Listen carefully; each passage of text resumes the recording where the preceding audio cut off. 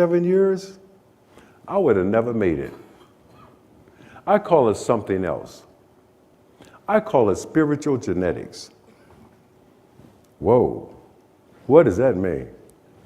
Someone's going to Google that term, and you know what you're going to find out? The only person to ever talk about it is me. So that makes me the world's leading authority.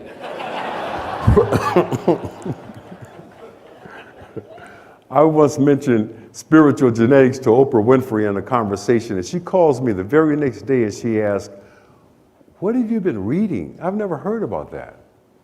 And I had to tell her, I haven't been reading, I've been writing.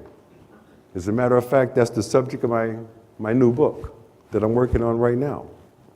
We all understand genetics. You're going to get your mother's eyes, your father's nose, and there's nothing that you can do about it. But the spirit of who you're going to become as a man or a woman, I believe that you can choose. It is indeed biblical. Scripture tells us that we are all born with a spirit that allows us to embrace God, whatever you perceive God to be.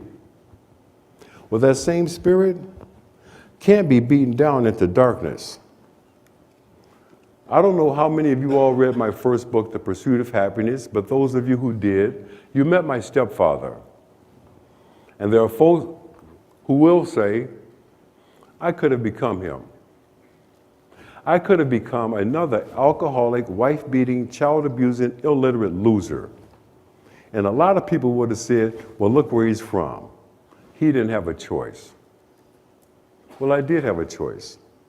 I saw the light in my mother and in others with whom I did not share a single drop of blood. And I embraced it. Seeing and embracing, those are two separate actions.